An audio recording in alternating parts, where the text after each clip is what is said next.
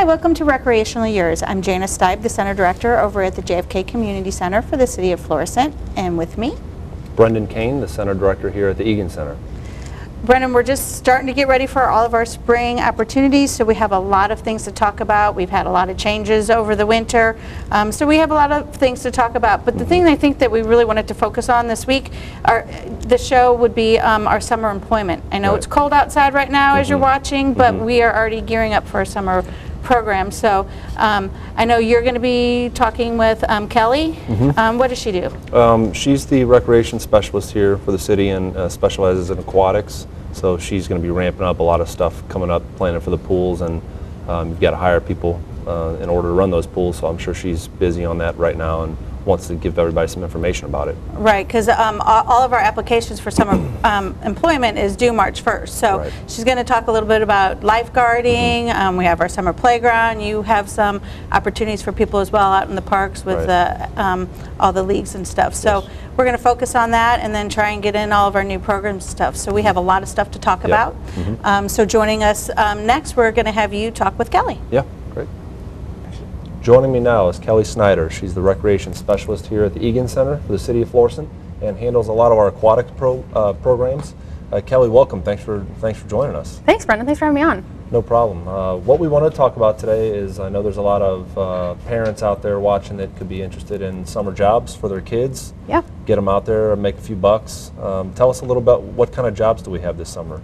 Okay, so I'm going to talk about, since we're aquatics, we already talked about that, lifeguards. 16 plus to be a lifeguard for the City of Florissant this year. You have to go through lifeguard certification. Some of the prerequisites for that are you have to be able to swim 100 yards, tread for a minute without using your hands. Now, how hard is that now? Because I'm thinking, all right, I'm using my hands. It should be pretty easy for a minute, but without hands? Just up here. Oh, hands up in the air? Okay, yeah. That sounds hard. Just kicking, and then there's you got to dive for the 10 pound brick. Okay. How deep? Like, is it 12 10 foot? 12 foot? Yep. Okay. So tell us a little bit more about the certifications and requirements that you need from the kids. Requirements, you can either take our 8-week class, which is really for like our 15-year-olds, kind of junior lifeguard, or people that have never had a job before. Right. We break down all the skills and everything else on a week-to-week basis. Okay. So that'll meet every week starting February 23rd. Okay. How many weeks did you say? It's about 8 weeks. 8 weeks, okay. Or we have our 3 sessions of 2-day crash course lifeguarding. So each day is 6.5 hours of lifeguard certification. We'll do the prerequisites, in water, out of water, a lot of CPR, a lot of first aid, a lot of emergency recognition as well. So you can do either the 8-week or the crash course? Okay, gotcha. Yep. Cost for both of those is $165 for residents and $175 for non-residents. Okay. Tell the parents and the kids, when can they apply? What is the application process like?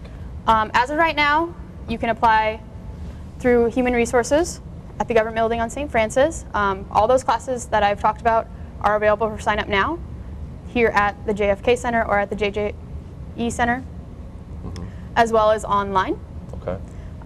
Dates for those classes are going to be March 19th and 20th, March 31st and April 1st, and as well as May 25th and the 26th. Okay, so if they want to go online to check that out, it's www.florissantmo.com, and to find our specific area, go to departments and then Parks and Recreation, and you can find all that information there. We've also got our spring brochure listed there with a lot of our programs. So that's neat. Let's get to the meat and potatoes of the conversation here. Pay. What's the pay? I heard there's a raise this year. I heard that our guys are getting taken care of. Everybody got, all seasonal and part-time employees this year got a 2% raise. Great. So all of our returning lifeguards, so if you're looking to renew your lifeguard, come on down too. They will get their raise as well as their second year raise, which is about $950, give or take. Wow, very good. So it's pretty, we're one of the highest paid lifeguards in the area. So it's pretty nice compared to other pools or other summer jobs. Right. Yeah, I know our staff, our lifeguards have just a very good reputation. They always have. Ever since I've been with the city, it's they've been a solid group that we have here as far as seasonal staff. So only increasing the pay is only going to help that. Just recruiting better employees. When do the jobs begin? When pool season? When do they start training? Usually we do some orientation in May. Start cleaning pools. So as soon as the kids get back from college or get out of high school, they're on. We usually end about middle of August all the way till after Labor Day. Gotcha. So that's your seasonal time frame there. Okay. All right, kids, you heard it. Time to get going. Parents, get on the kids. Tell them to get out there, start making some money. It's a great job. They get a good tan. You didn't mention that. They have a lot of fun. And thanks for joining us today, Kelly. We appreciate it. And we'll throw it back to Janice for more on Recreationally Yours. Welcome back. Well, Kelly, we have a lot to talk about in our calendar segment. I know you have a lot of new programs and things going on. So tell us a little bit about what's going on in the pool. Okay, so as of February 22nd, we're going to start adding Monday and Friday afternoon open public sessions from 3 to 5 p.m. Kind of facilitate our new facility pass that we have going on with both of our centers, as well as just adding some public swim time. Great. So in case people didn't see the show the last time, we have a new facility pass, which if like people before just bought a fitness center pass, these are the ones that would probably affect more, they get to use the pool as well. So and we want to welcome all these new users to the pool. So great. So that's awesome, because I think we needed a few more hours and to bring up their kids, or just to get up there before the kids come in and For the kids, do whatever they want. Afternoon high school kids that just want to get a workout, get in the pool. Also, we have aquatic jogging. It's one of our new classes starting. It's that jogging class in the shallow water, kind of get your fitness level up before it gets too warm and you want to run outside. We're focusing more on people that have maybe had some injuries or want to get back into the sport of running and just need some resistance in the pool to do that. Okay, those sound pretty neat. I know people are going to ask about that. What's the difference between walking and jogging and that kind of stuff? So that'll be So it'll be a combination of walking, jogging, running, maybe some resistant band training, and kind of that thing. Great. You also have a bunch of little kid programs, the preschool programs. Tell us about some of those that you started on. I do. So we have upcoming Jedi Knight training. I know Star Wars is huge right now, and everybody's loving it. So we're holding Jedi Knight training. We have actual Jedis coming, and then we have a surprise guest at the end, and everybody gets to take home their own personal practice lightsaber. Nice, nice. And when is that going to be? It's going to be Sunday, March 6th. We have 2 time frames for we have the 2 to 5 year olds training session, 2 to 3, and the 6 to 10 year old training session from 3:30 to 4:30, and it's all going to be at the JFK Center. Great. So, what did I hear about this garage sale? Yes, we have annually now had a garage sale, and we always have it the weekend right before the Valley of Flowers, because we use that same area that the Valley of Flowers uses, right out in the ice rink. So we have about 35 vendors, I believe, that people, if you have a lot of stuff, like I did last year in my house, and I wanted to have a garage sale, but I didn't want people coming to my house, or I wanted more people coming than would just come to my house, it's the perfect opportunity. So you can start your spring cleaning now, get all the stuff that you would want. We usually have close to 1,000 people who come to take a look, and people do pretty well. You know, my first year I made about $200. I didn't do quite that well. I had a lot of baby stuff then. Okay. So, you know, the rocking chairs That's and stuff a good number, like that. though. And last year I made my kids clean out their rooms. And then they brought it all up, and I split the money between the two of them, just as a way to clean their room because they had too much stuff. So just a little extra money for the summer season and getting it started. Perfect. Right. Okay. And the best part of it is I didn't want to bring anything home. We have the Kidney Foundation come with a truck. So at the end of the day, if you don't want any of this stuff, you can bring it and pack it right in their truck. There's some people that you can tell they're garage sailors, so they pack it all back up, and they've come every year. So it's kind of great. But we start accepting applications on February 15th. And it does fill pretty quickly. And you know what, we fill up the outdoor rink, and then we move people inside in the warm-up area. So we do fill. So how many people max do we have for vendors? I believe it's right around 40. Okay. That's a lot of stuff. Right. Actually. We sell concessions out there, and you know, since it's undercover, even on those rainy days, it's not bad. Perfect. Okay. So it's great.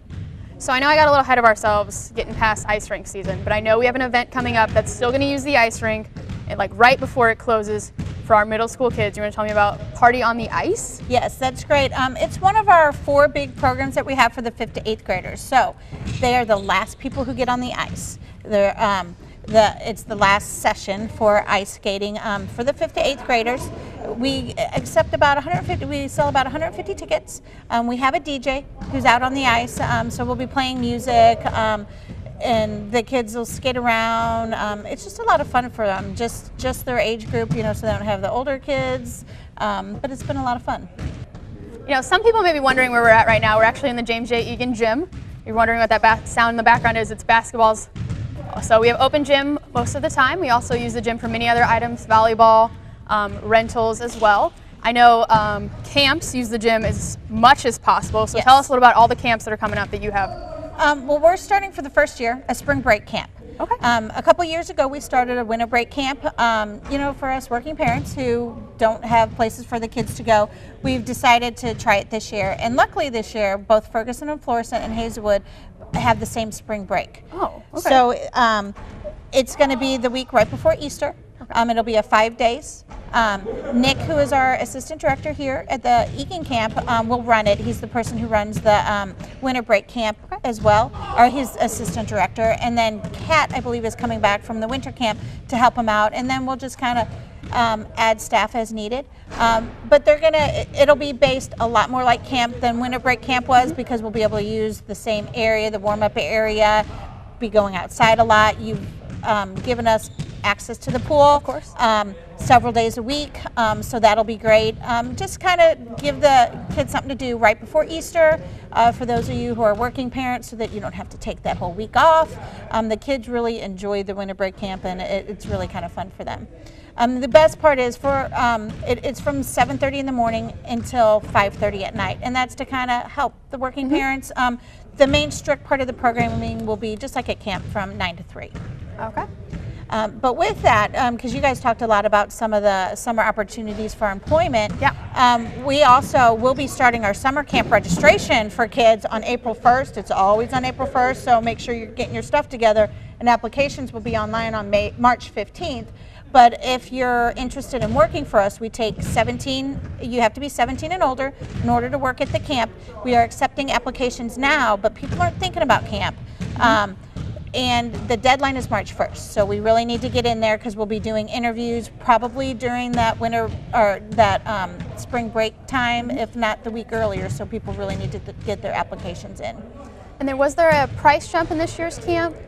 Yes, we did, like with most of our programs, we have gone up in the price, and the prices are going to be $120 for residents, and their second child will be $80.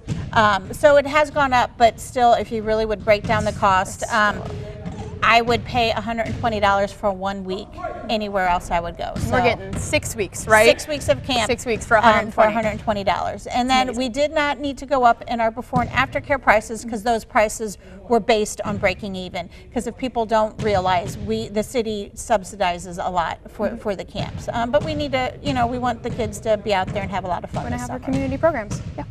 And so again, for summer playground, that will start on April 1st for residents. Unfortunately, non-residents do need to wait until June 1st. Oh, wow, okay, big gap. Yes.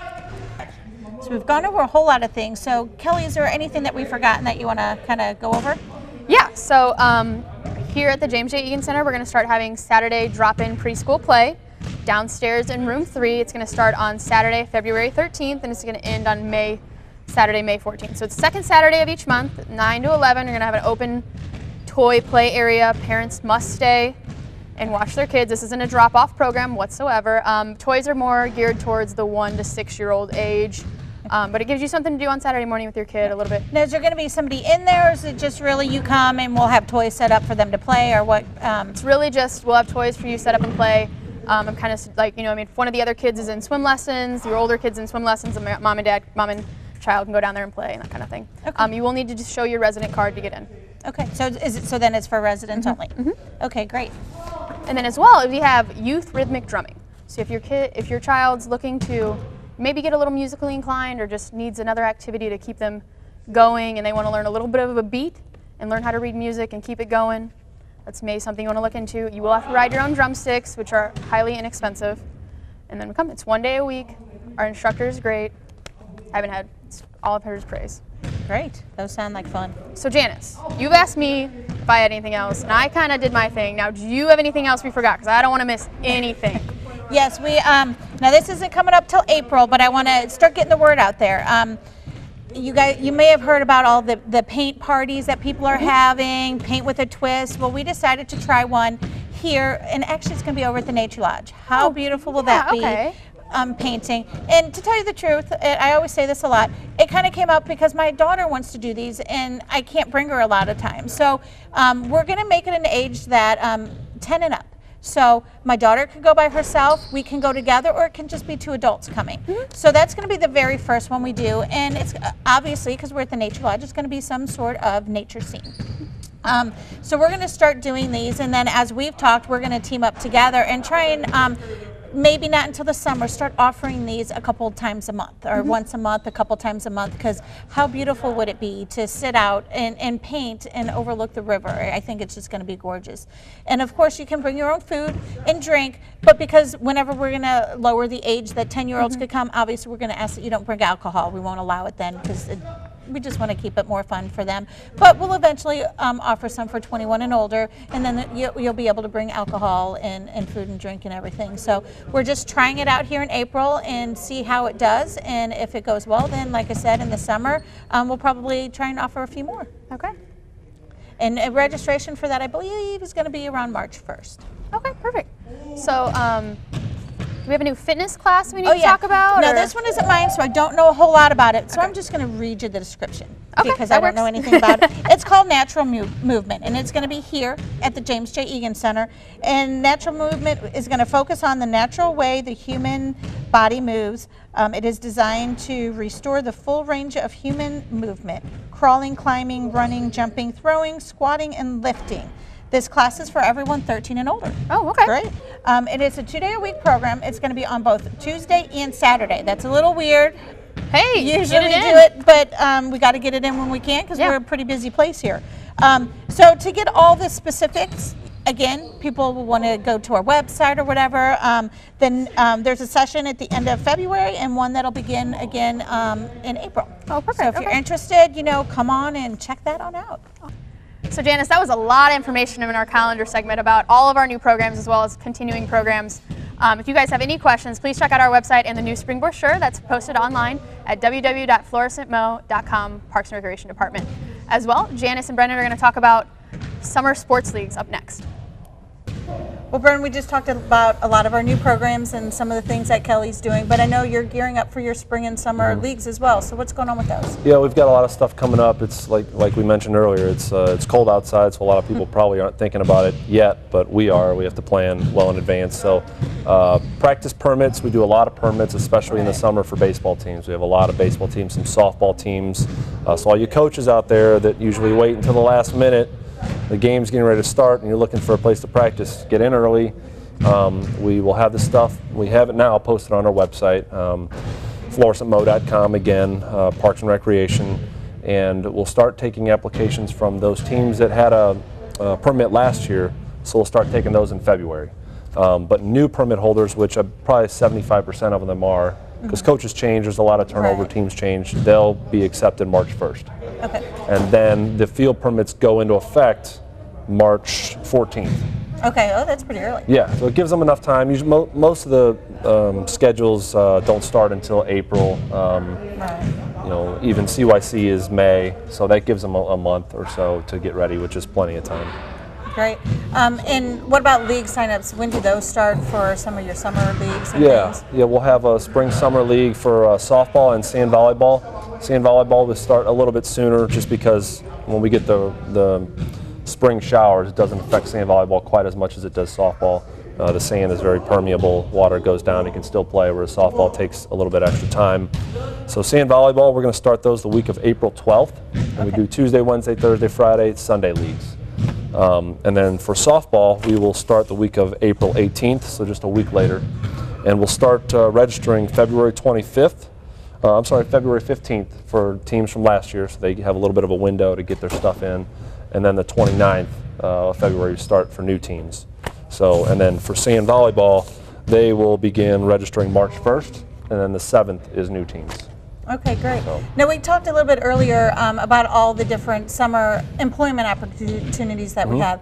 What if somebody wanted to be an umpire, or what would they need to do for that? Right, well, we use the ASA for our umpires. We contract out with them, so we don't actually do the hiring, but we post some different hiring information on our website so that The ASA has some more avenues to get some better umpires in. We want to try to get the best people, get them trained. So if you go to our website again, it's florissantmo.com. You go to Departments, Parks and Recreation, and then you'll see leagues. Go to leagues. We'll have something posted at the top about the umpires. Gives you where to go, how to sign up, the cost, everything will be posted there. Well, we've had a lot of programs that we've talked about, but one thing that we always like to mention this time of year is that resident cards.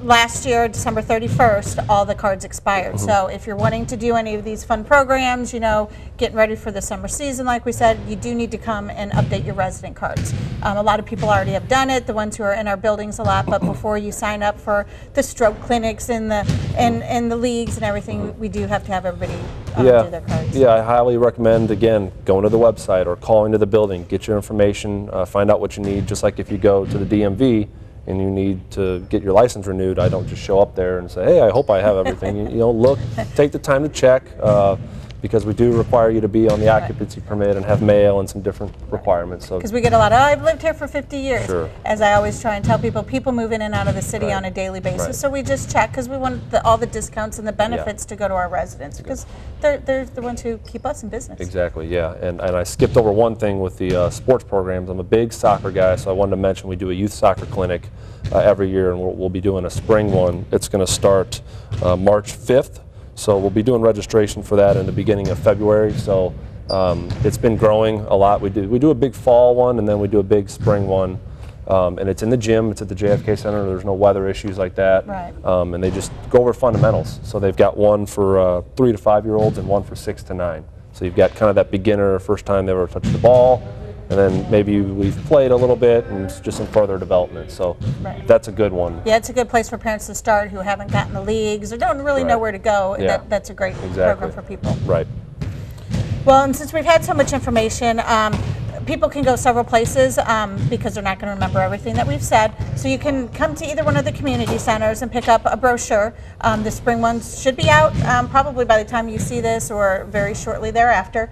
But if they're not out, they can go to the website. Like you've mentioned several times, the brochure is already posted on the website, which is www.florissantmo.com.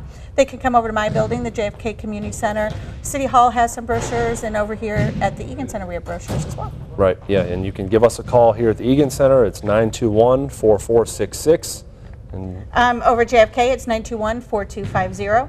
And it's getting to be warm outside pretty soon, so we can't forget to mention the golf course. Right, yeah, the golf course is 741-7444, and they will be happy to take your calls and look into tee times and check the condition of the course, prices, all that good stuff. So just give them a ring. Well, thank you for watching this edition of Recreationally Yours, and we'll see you next time.